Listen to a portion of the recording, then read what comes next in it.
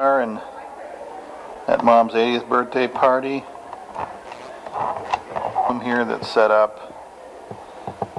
We'll be coming back from the dinner here in a little bit. And this is what the girls have planned out with the garden theme for Mom. And these are little plants and garden tools on the tables.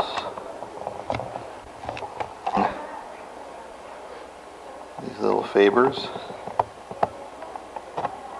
And this is in memory, not in memory, in commemoration of Mom's 80th birthday. Out of the cake here. Probably haven't seen them for 35 years or more. And we're just kind of getting ready for dinner, waiting for everyone to get here.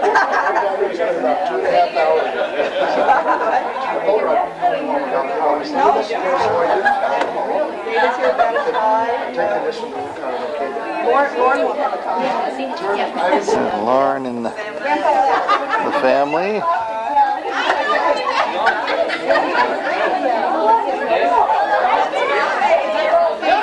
He's visiting from Colorado now.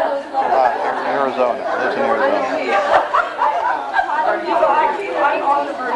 Okay, we're all now sitting around the tables.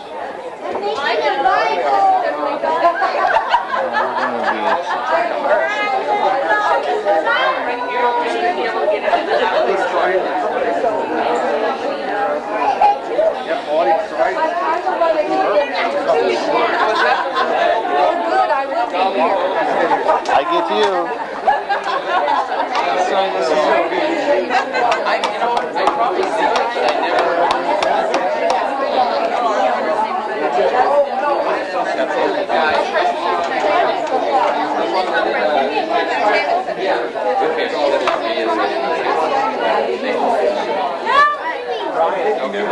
That's what it is, right? Yep.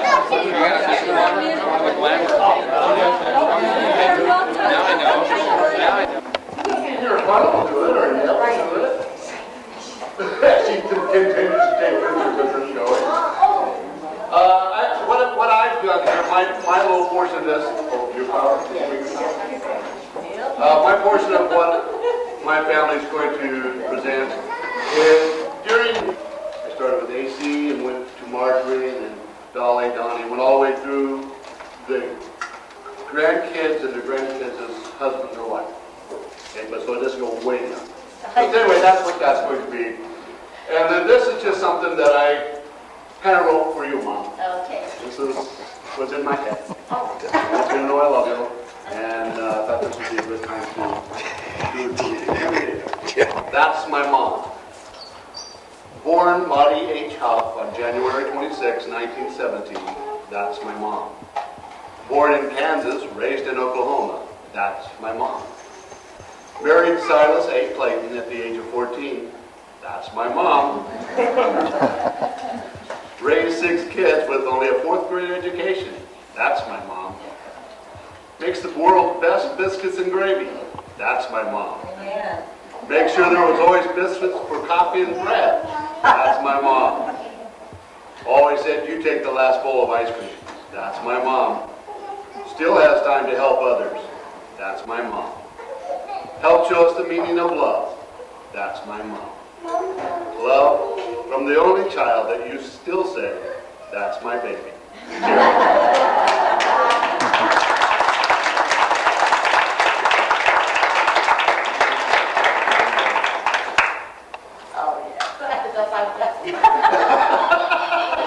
What she said was, I finally got it.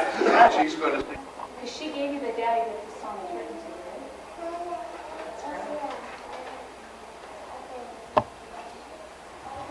Pray, never outgrow my daddy's songs.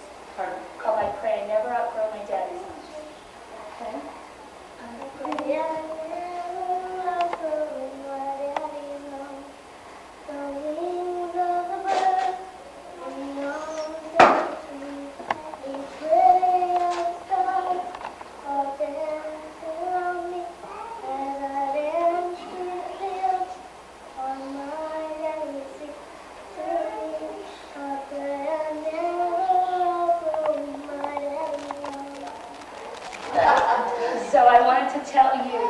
we are naming this child after Grandpa. That's the only thing I have.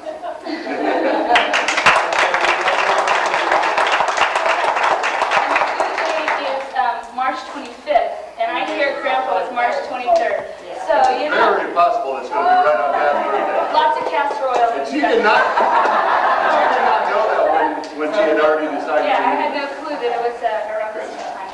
And Silas means lover of words, and so it's very fitting for a senior baby. Yes. And we just went. And we have both cast aside both of those names. He now goes by Brother Clayton.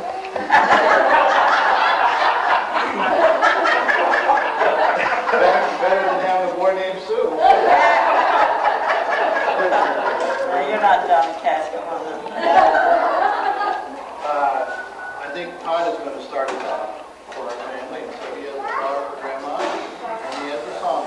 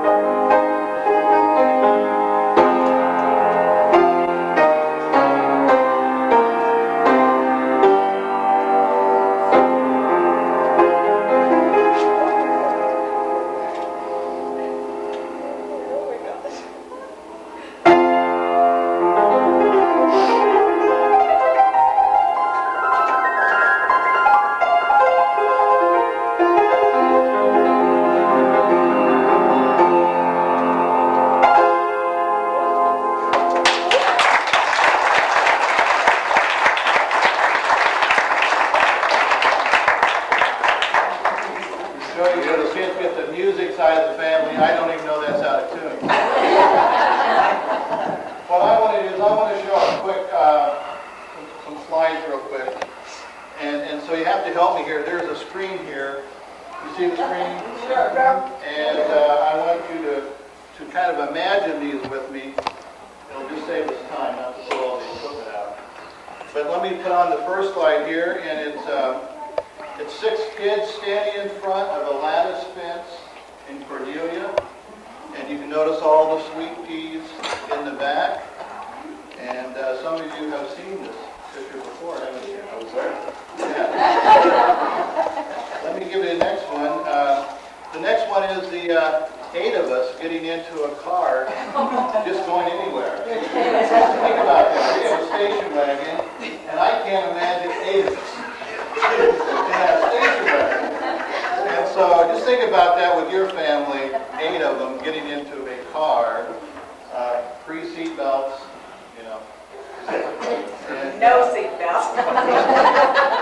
this next one is me sitting in a chair reading a Bible. I want you to know that this was not a premonition on Mom's part that I was going to be a minister.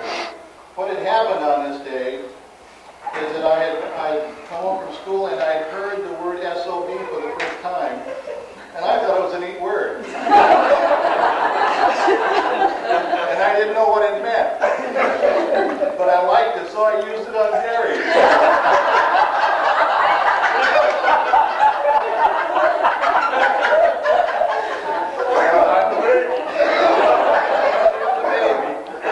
Mom was in the kitchen and heard me, and so I had to go in and read the Bible for an hour.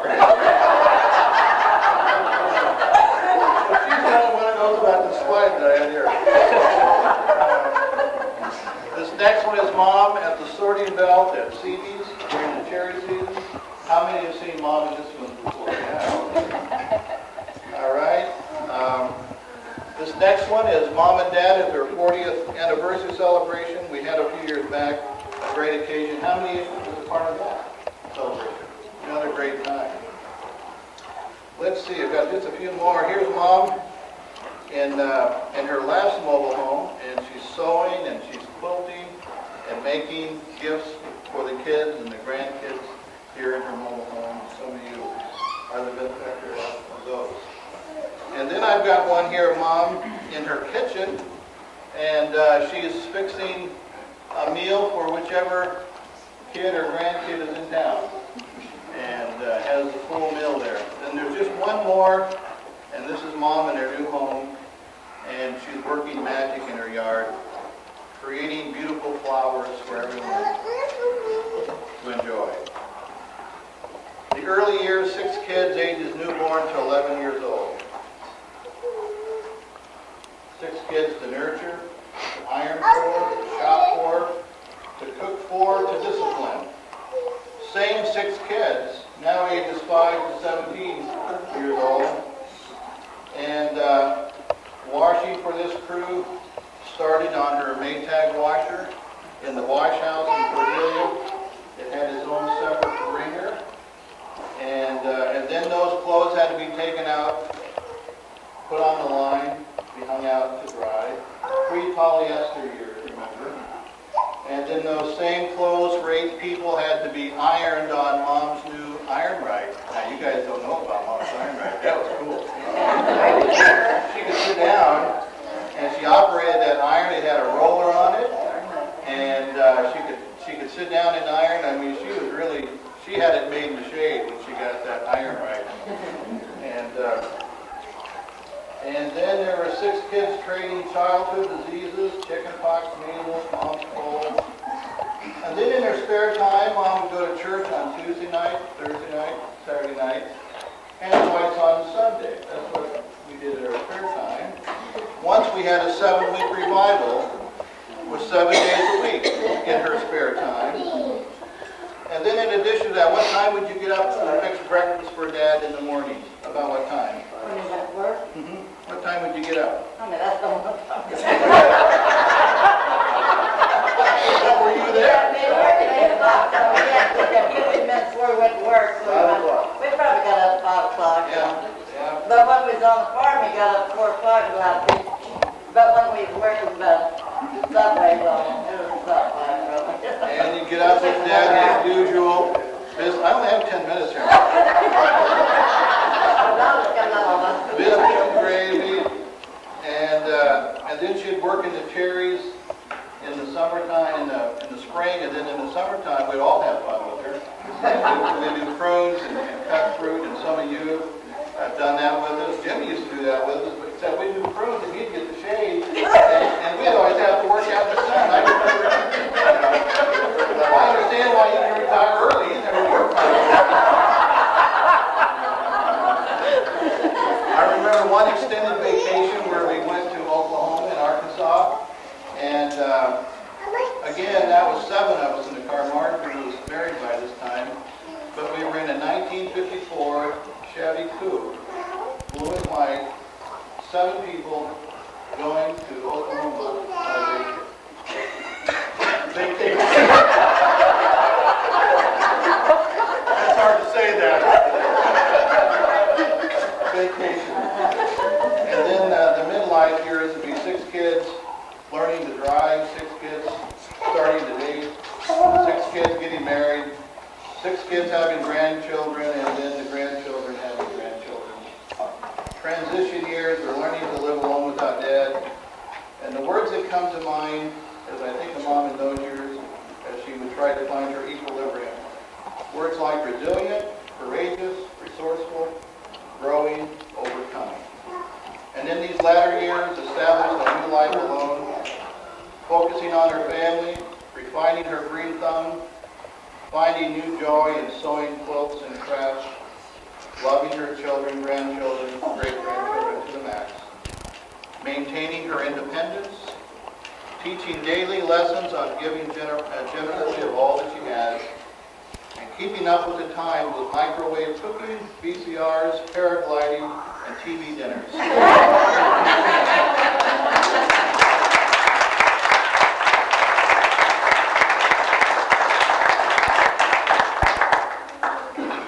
We're not done. We get part of Jerry's minutes. Jerry, I was going to take his extra. No, Jerry, didn't get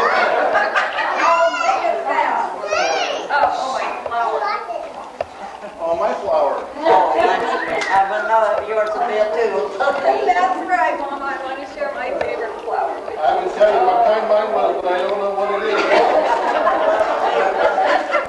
If you need that kind of stuff,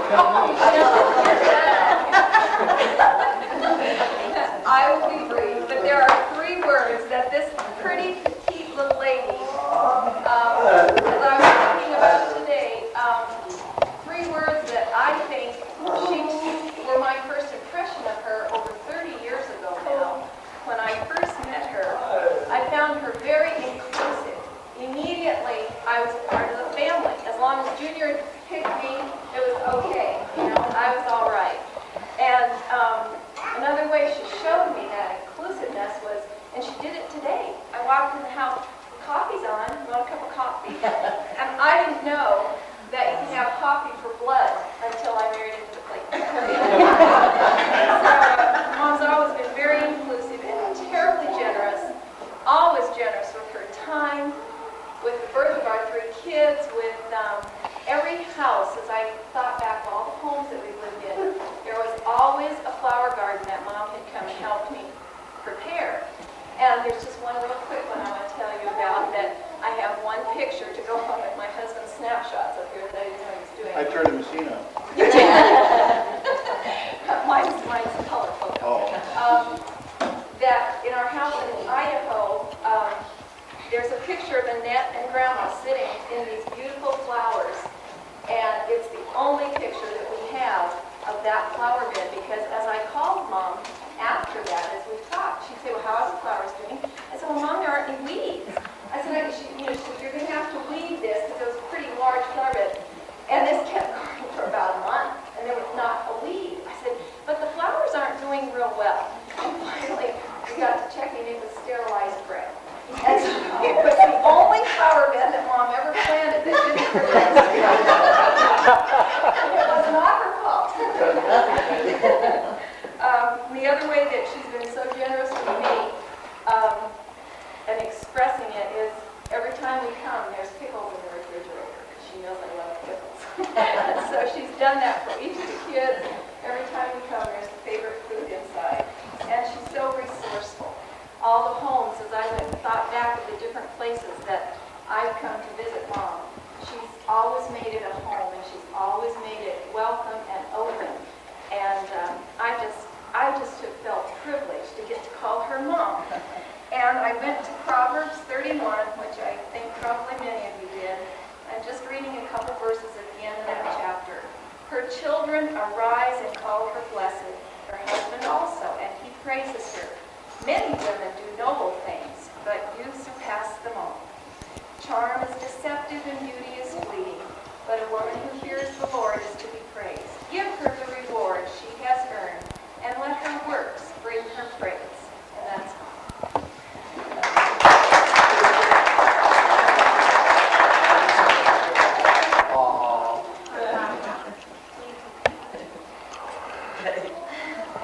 I'm not going to say anything. I'm just going to sing because I think the song says a lot about our grandma and our mother. But I'm going to sing.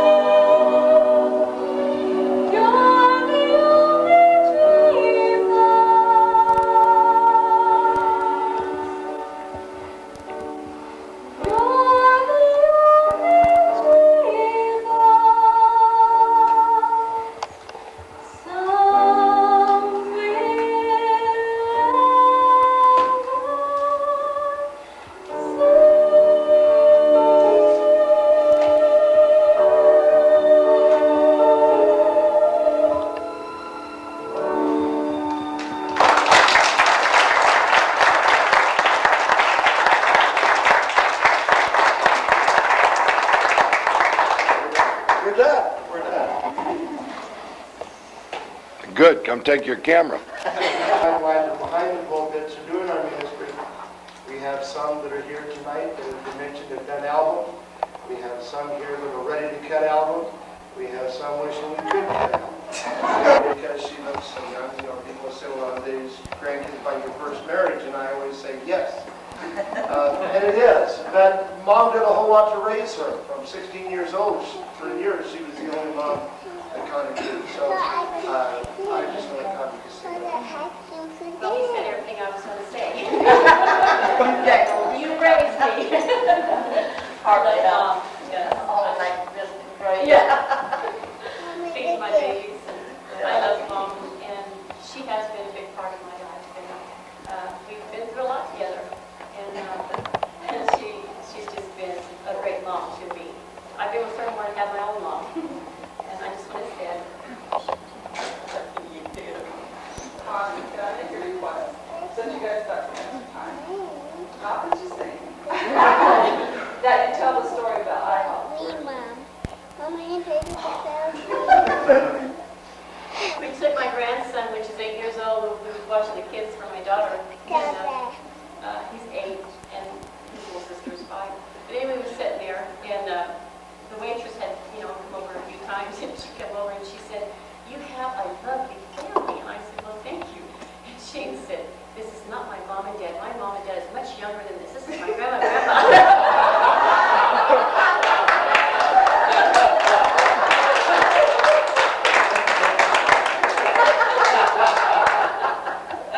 And all of our kids.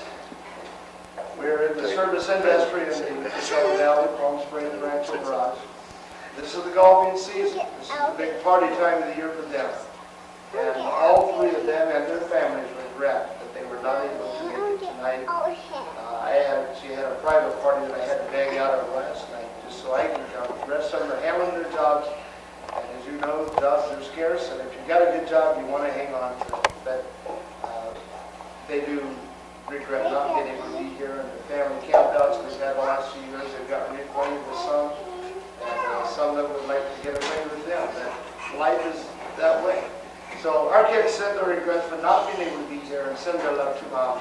Amen, for being the grandmother that she had been to them. That concludes my part. And Donnie stepped in just to make sure I didn't cut his 10 minutes. But the girls asked me to stop just long enough to see if there are any others. Then the 3 girls are going to come. And the 2 girls are not.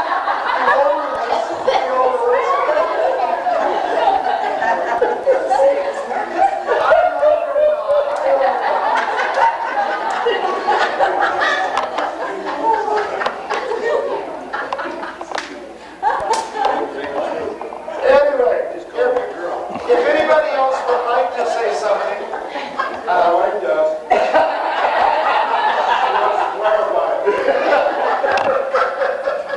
What are we doing? This is from Gerald and Lavella, Mom. Gerald and Lavella couldn't be here. Oh, they asked me to give this to it this time. Okay, is there anyone else that would like to say maybe just a few words? Well, you probably have to ask them individually. Jody or Helen or Dean, Alice, Helen, whoever. Get up here. Jody, we don't want you to imagine a pulpit or nothing. It's not like that. He's bashful. Oh, yeah. If I were to give you a card, okay, we love you. I'll let you off easy. I'm not going to say anything. Debbie, Lauren?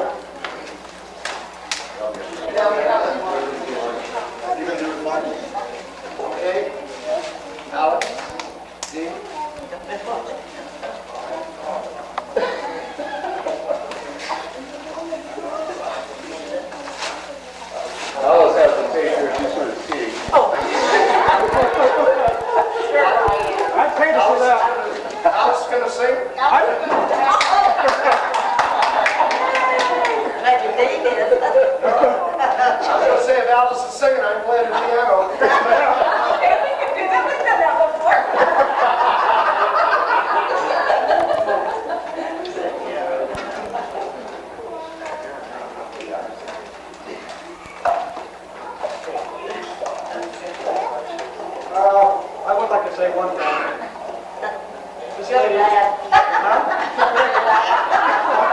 I have nothing but good to say about it. Oh, yeah, I heard that. This lady has been a real inspiration to me ever since I first met her, which is about 13 years of age. I noticed that she stood out. And the reason she stood out is because she liked to hug you, and she always said something nice to you. And I found myself making my way by her in the church, because if I did, I'd give her a little hug. And those kind little words, and I thought, you know, she picks me up. She makes me feel worthwhile. She makes me, when I'm sad, she makes me glad. Now, I never told her this, but I thought, I'm really glad she does this, because she was my boost. And I appreciate it. I thought about that many times over the years, how you would, without even knowing it, be my inspiration, and that you give me a little hug and say a little sweet thing and kiss me on the cheek, and I really sought it out. Okay?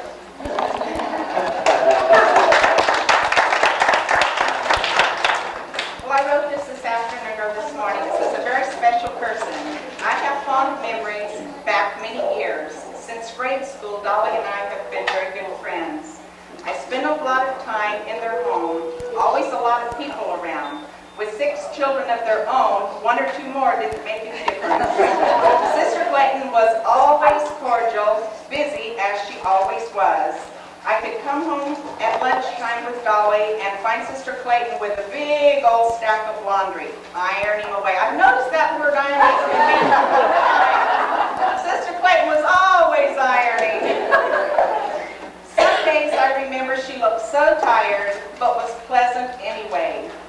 When spring would come, she was planting flowers. I think she grew more sweet peas than anybody around. I used to think as a teenager how they, Brother and Sister Clayton, spent time together and with their family. Some nice Sunday afternoons, they would take a quilt outside, and Brother Clayton would lay down, and Sister Clayton would sometimes just sit with his head on her lap, and the kids would all come for a few minutes and then off to do their own thing. Then a couple more would come by and lay down for a while and talk. It was family togetherness, yet it didn't cost a dime. Sister Clayton never knew a stranger. If you were in her presence, you were made to feel welcome. She was like a second mom to me. I love you, Maude.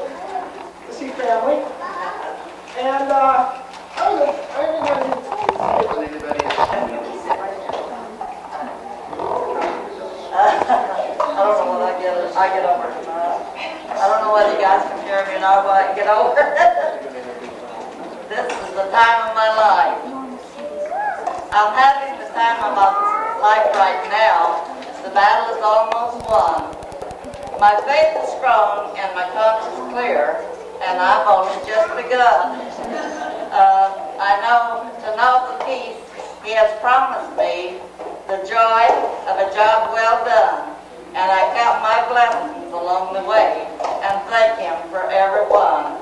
I'm having the time of my life right now, for I never thought I'd be given a second chance, such as the Lord has given me, to see with clearly eyes that I have seen before, to know when I knock, His hands will open the door.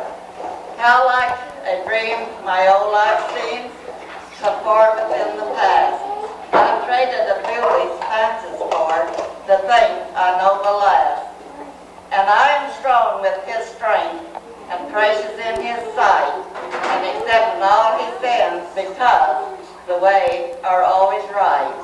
I'm having the time of my life right now because I've learned to share everything I do with God.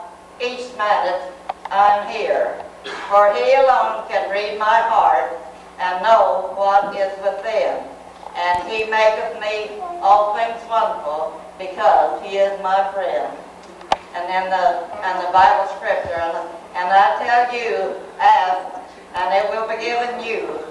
Seek, and you will find. Knock, and it will be opened unto you. Luke 11:9.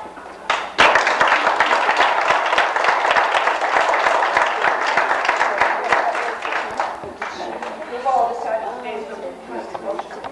Here. So we said, sometimes you're nervous, you ready to step in just in case it's long. I think Mom has less problems. Donnie.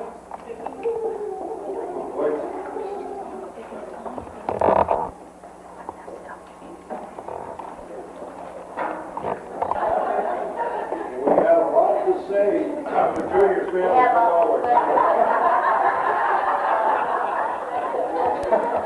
Danny sent you something on the email. Mom and I have spent a lot of time together, especially when she comes over to help the house. Fix the house in her own little room by herself. You want me on my I've gotten to know a lot about her. That's what they do. Yeah, sure. Yeah, it's just a flower. It's a flower. Oh, it's Well, this is for me. You're the rose, I'm the thorn.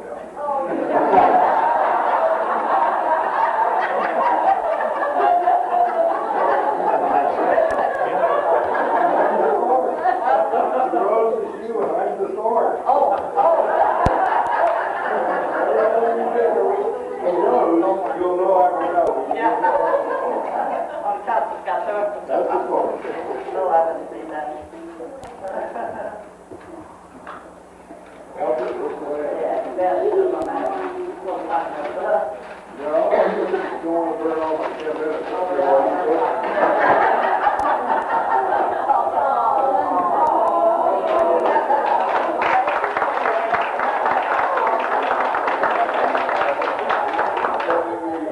Sharon, I thought that was a handle they had on their kid. I thought about that when Mickey brought it in. I could have used that when I was about 14 years old. She would have used it for more than her yard.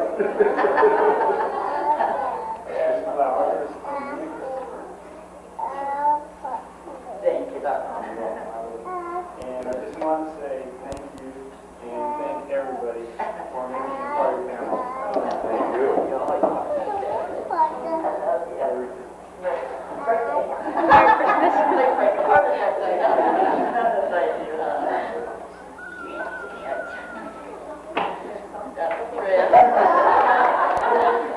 That's about it.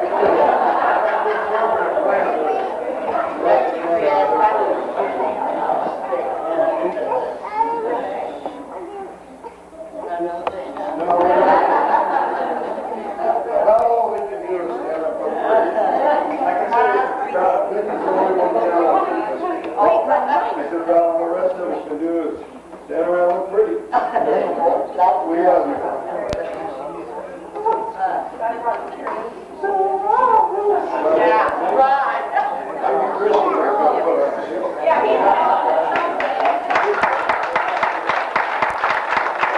10 minutes. Walk in front of the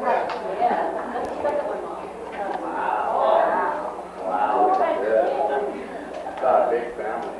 About how long we think.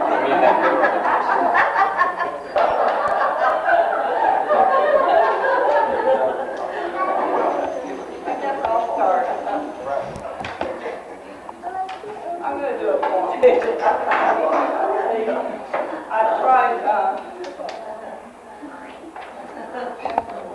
I'll just read it.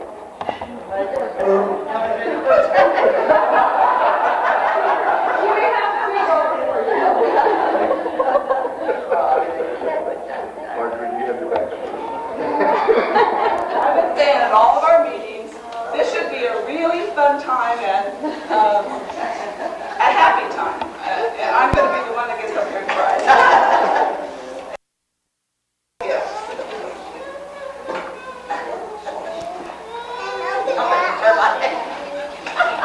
Okay. I felt cool hands on my feverish brow, a gift I call tenderness. I have seen tears shed for both my happiness and pain, a gift I call caring. I have felt a helpful force in times of need, a gift I call prayer. I have been pardoned for my wrongs, a gift I call forgiveness. I've been cherished despite my flaws, a gift I call understanding. I've been taught about love, a gift I call God. I've been given these blessings by my greatest treasure, a gift I call Mother.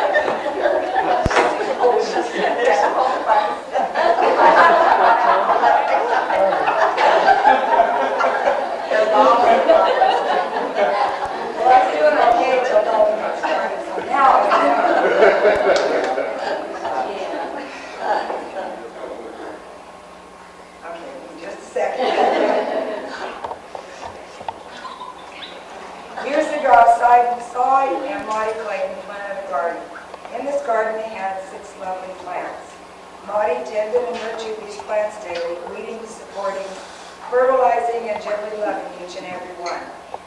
One day her daughter brought her 2 new plants for her garden. She told her mother, though they are different,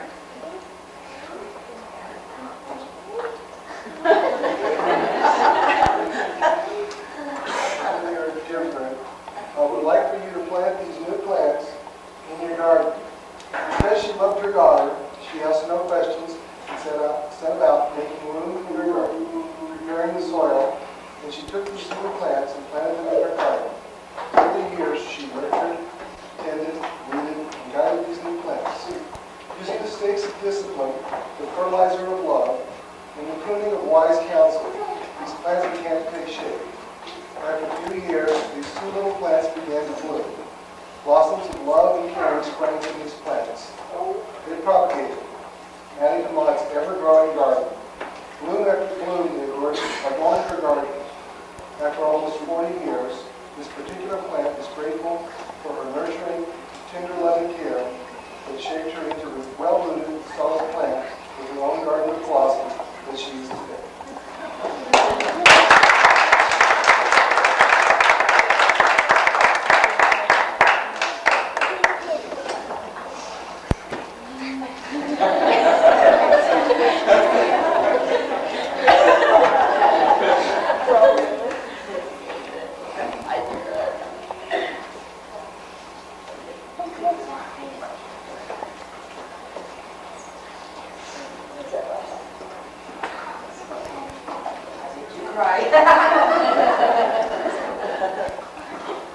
You don't listen to me so good, then.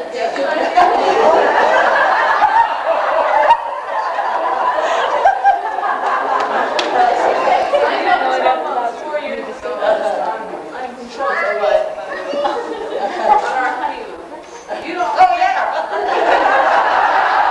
And I thought you were a great lady then, and then. Oh, yeah.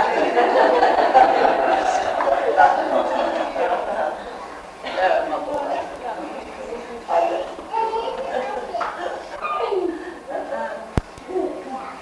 Liz, we going to do the performance? No. A wise man said, the wife of a noble character, who can find one?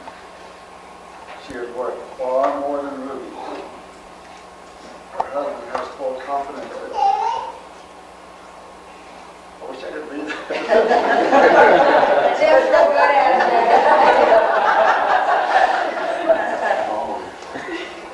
She brings him good and not harm all the days of her life. She selects wool and flax and works with eager hands. She is like a merchant ship, bringing her food from afar. She gets up while it is yet dark. I can testify to that. We was on our way to Yellowstone National Park, and 4 o'clock in the morning, I heard Dad's coffee pot. And your mom was up at 4 o'clock in the morning. She gets up while it is yet dark. She provides food for her family and fortunes for her service girls. She considers a field and buys it. Out of the earnings, she plans her vineyard. She sets about her work businessly. Her arms are strong for her task. She sees that her trading is profitable and her lamp does not go out at night.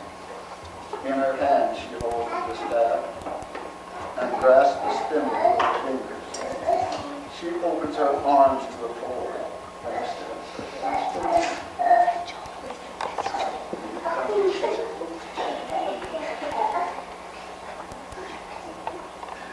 So I knew what he was doing when he ran around that house and knocked him down.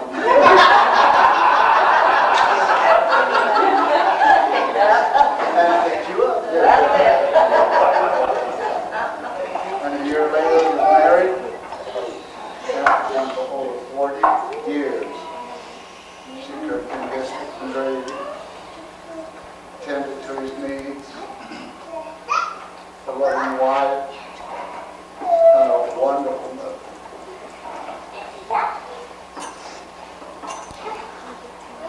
And I just thank God that I had the privilege of being with her so much.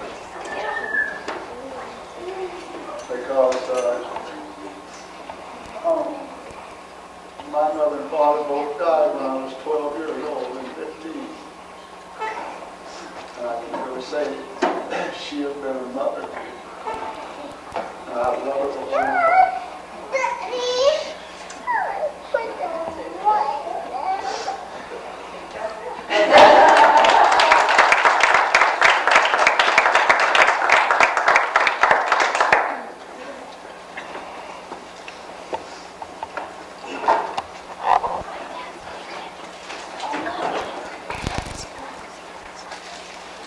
Lord, let it turn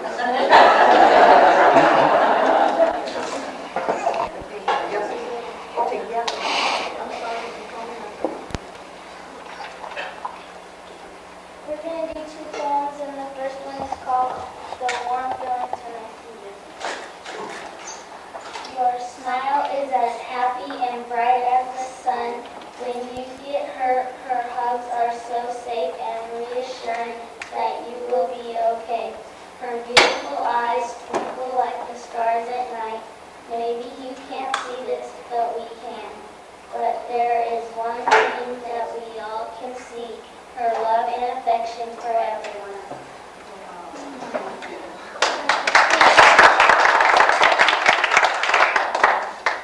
Our next poem is titled Grandmother.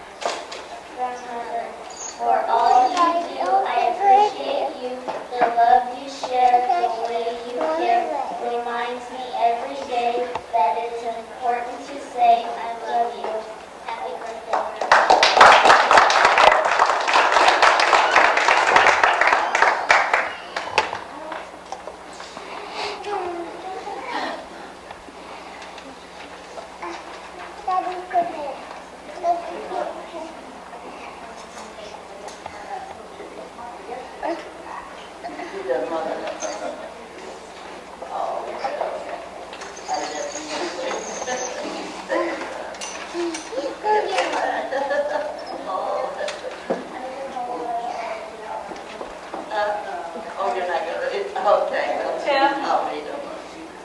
Thank you.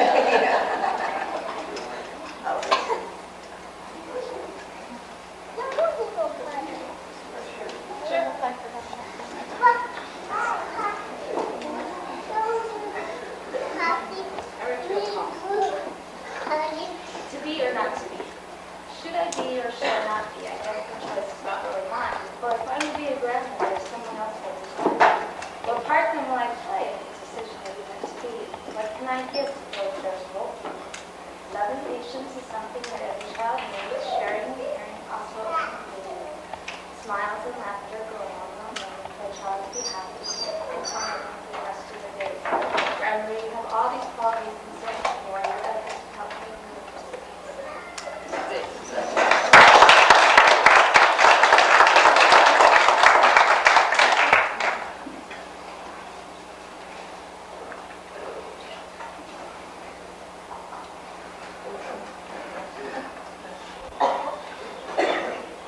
I wrote a poem for you for your birthday.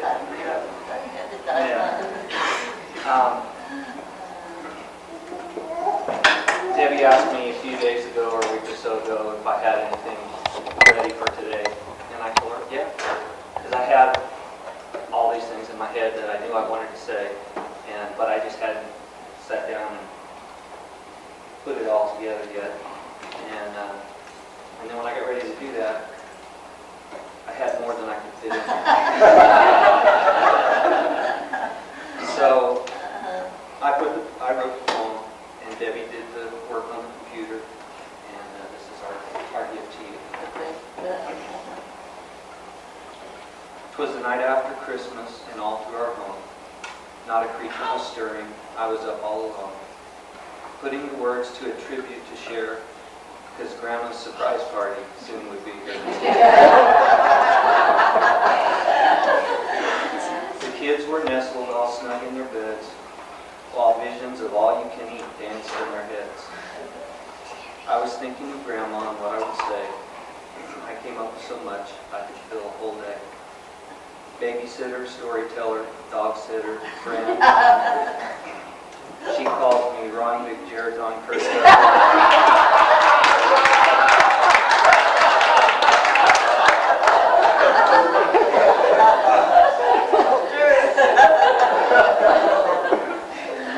Occasionally when I find time to just sit to her, I stop by her trailer, mobile home.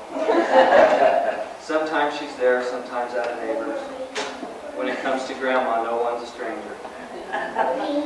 There's candy and cookies and biscuits and gravy, home canned plums, peaches, and maybe, if I give her enough time, by calling ahead, there's homemade relish, blue beans, and cornbread. But there's more than just food to this Grandma of mine. She can recall names, dates, places, and times. She's a walking family history of good times and sad, and of relative after relative I never knew I had.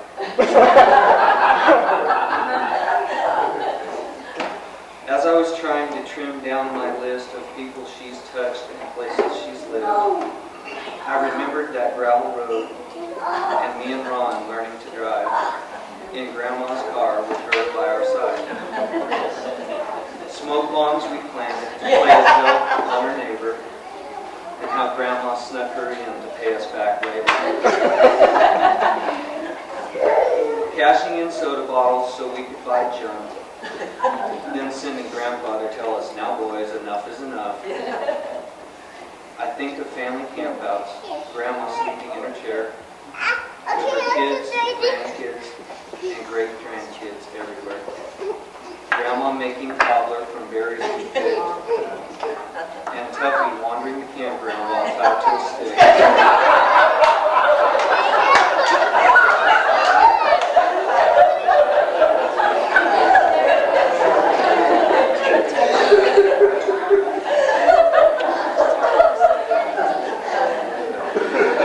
Well, Grandma, I love you. In case you can't tell, I don't always say what I feel all that well.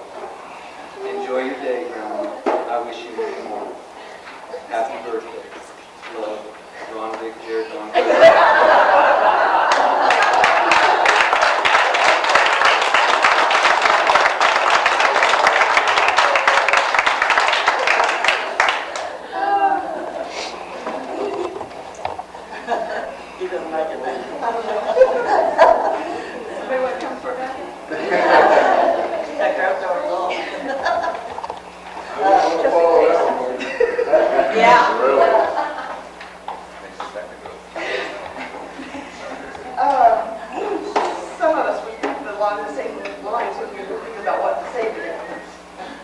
And we went with the garden thing because that's one of the things that you think about when you see or think about Mom is her garden. And there's other things you can go with to settle on this point because that's one of the things that you really see right away, think about right away. And one of my first memories that I have is of a place that we had in Oklahoma. And Mom and Grandpa and probably Dad built a playhouse that was a frame of sticks. And interspersed among that was some vines, and I think they were morning glories, that grew and covered it. And it was a lovely place to play. And it seemed like every place that I could remember us living, there was some type of a garden, vegetable and or flowers. And then another memory that I have is the next house that we had in Oklahoma. And former tenants left a whole gob of magazines that had serial children's stories in it that continued for month to month. And I remember Mom reading those to us. And that probably no doubt ignited my appreciation of the printed page. As our family grew, I'm sure Mom's reading for enjoyment was put on hold, at least until we started to leave home one by one. Other memories I have are working in the fruit each summer to pay for our school clothes for the next year. First there was apricots, and then Prunes. We have often talked of Dad taking his vacation to work in the prunes with us, and that was amazing. But even more so was that Mom worked with us every single day. I don't remember her ever staying home because of illness, and from the first apricot cut until the last prune was picked up, she was there beside us. Also, we were, here's Junior again, we were raised before permanent press and the knits that we take for granted now, and the mounds of clothes that had to wash and iron every week. Not only were we in school every day, but in church all the way from 4 to 6 times a week, and multiplying that 6 times 6 kids and 2 adults is tiring to think about, let alone to accomplish. But I don't remember Mom ever complaining about the laundry. It had to be done. It was done. Thanks, Mom, for memories that have given us examples of love, of flowers and plants, enjoyment of reading, and a sense of accomplishment in hard work. I know.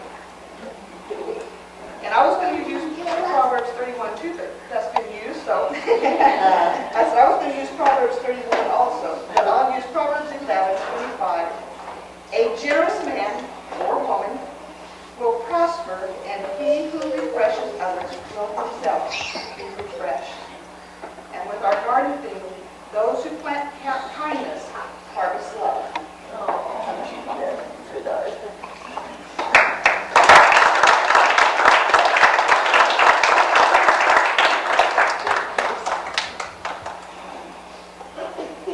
Well, Mom, there's a lot of things that I think about when we talk about you. But I think the thing that most impresses me is that you're always there to help. And always has been right from the get-go. No matter what she hears that you have to do, you get ready to leave your house, you get ready to move, no matter what, all you got to do is get word of it, and she's on the phone whether she's going to come help. If you get sick, she wants to go over to your house and take care of it. The other thing that's always impressed me is the way you never, ever meet a stranger. Mom can sit down with anybody. It'll take me an hour to get up enough nerve to talk to somebody. Within that hour, she's already given them our life's history, and they know all there is to know. And that's a real gift, believe me. But I think the thing that I most appreciate is the daughter that you and Dad have blessed me with. I love you.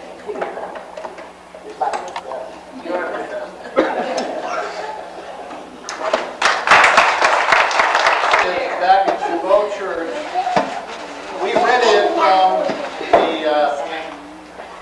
the black congregation congregation next door. We rented that building from them. So Brother Johnson would come and collect rent every once in a while.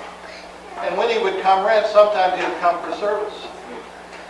And so one night, Brother Johnson was in service with us. And the service was getting kind of hot. And Brother Johnson started, and he was sitting down the pew from Mom and Dad. And Brother Johnson started saying, I feel the fire! I feel the fire! And this went on for a while. Well, Brother Johnson liked to smoke a pipe. And Mother had about enough of Brother Johnson feeling the fire that she could take. And pretty soon she looked up at Dad and said, I don't feel the fire, but I sure smells the smoke.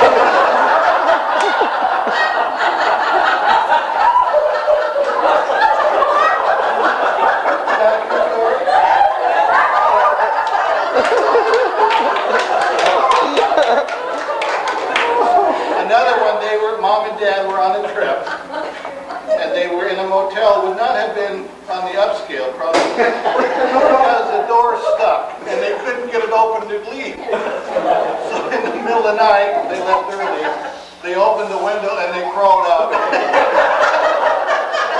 how they left.